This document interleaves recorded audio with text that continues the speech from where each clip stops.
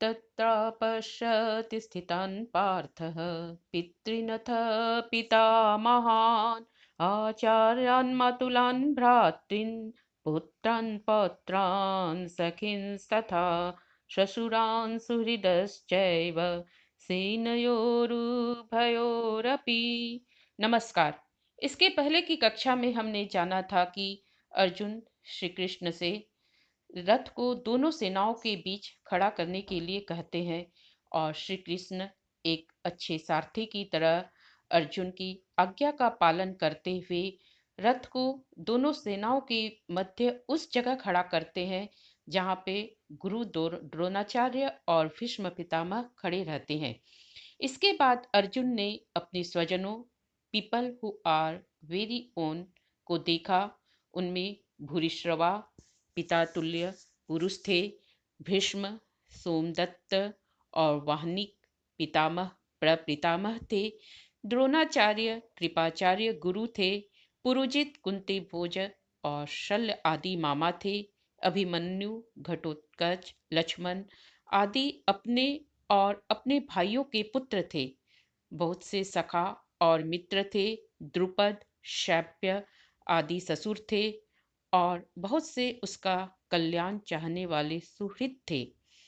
अपने स्वजनों और बांधवों को देखने के बाद अर्जुन की क्या अवस्था होती है, इसके बाद के कुछ श्लोकों में अर्जुन की उस स्थिति का वर्णन है और अपनी इस स्थिति का वर्णन अर्जुन स्वयं कर रहे हैं।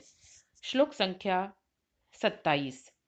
तान् समीक्ष्य स कौन्तेयः सर्वान् बन्धूनवस्थितान् कृपया परयाविष्टो विषीदन्निदमब्रवीत्।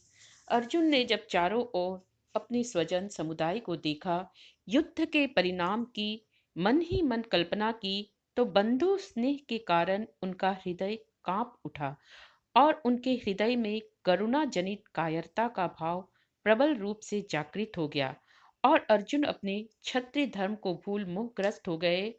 अत्यंत करुणा से युक्त होकर उन्होंने कहा। अब चले शब्दों के अर्थ को समझ लेते हैं। तान, ऑल ऑफ देम, अर्थात अर्जुन के स्वजन और बंधुजन, समीक्ष देखकर, बीहोल्ड, स वह, कौन्तेय अर्जुन को कहा गया है क्योंकि अर्जुन कुंती के पुत्र थे। कृपया करुणा, by self pity and compassion, परया प्रबल रूप से, ऑफ हाई डिग्री, आविष्ट मोहग्रस्त हो जाना, फिल्ड विथ, विषिदन दुख से, अब्रवीत कहा, स्पोक। अगले श्लोक में अर्जुन उवाच है। अर्जुन करुणा और मोह से युक्त हो कृष्ण से अपनी स्थिति का वर्णन करते हैं। अर्जुन वाच दृष्ट्वीमान् स्वजनान् कृष्ण युयुत्सुन् समवस्थितान् सीदन्ति मम गात्राणि मुखं च परिशुष्यति। अर्जुन कृष्ण से कहते हैं, हे कृष्ण, अपने स्वजनों को युद्ध में उपस्थित देख मेरा शरीर शिथिल हो रहा है और मुख सूखा जा रहा है। अगले श्लोक में कहते हैं, वेपथुश्च शरीरे मे रोमहर्षश्च जायते गांडीवं संसते हस्तात् त्वक् चैव परिदह्यते। मेरे शरीर में कंपन और रोमांच हो रहा है, हाथ से गांडीव धनुष गिर रहा है और त्वचा जल रही है। अगले श्लोक में कहते हैं, न च शक्नोमि अवस्थातुं भ्रमतीव च मे मनः। मेरा मन भ्रमित हो रहा है, अतः मैं खड़ा रहने में भी समर्थ नहीं हूँ। अब शब्दों के अर्थ को समझ लेते हैं।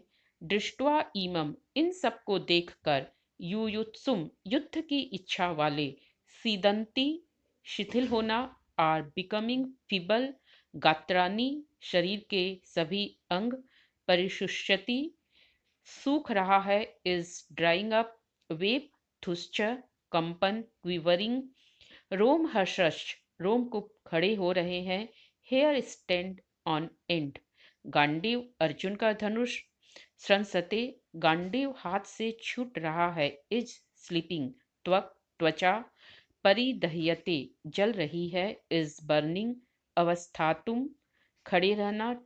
टू स्टैंड, शक्नोमी, समर्थ नहीं हूँ। नॉट एबल, भ्रमतीव, भ्रमित हो रहा है। सिम्स टू रील, अर्जुन के इस चेंज्ड डिस्पोजिशन, इस बदली हुई मनस्थिति के पीछे कारण था अर्जुन का मेंटल कंफ्यूजन और डिल्यूजन। अर्जुन की समस्या आइडेंटिटी क्राइसिस की है। अर्जुन अपने आप को आइडेंटिफाई नहीं कर पा रहा है। वह युद्ध क्षेत्र में खड़े होकर अपने को पुत्र, शिष्य और भाई के रूप में देखने लगा। अर्जुन इस डायलेमा से ग्रसित हो जाता है। What is proper and what is improper, क्या ठीक है और क्या ठीक नहीं है। अगले श्लोक की ओर हम बढ़ते हैं। श्लोक संख्या 31।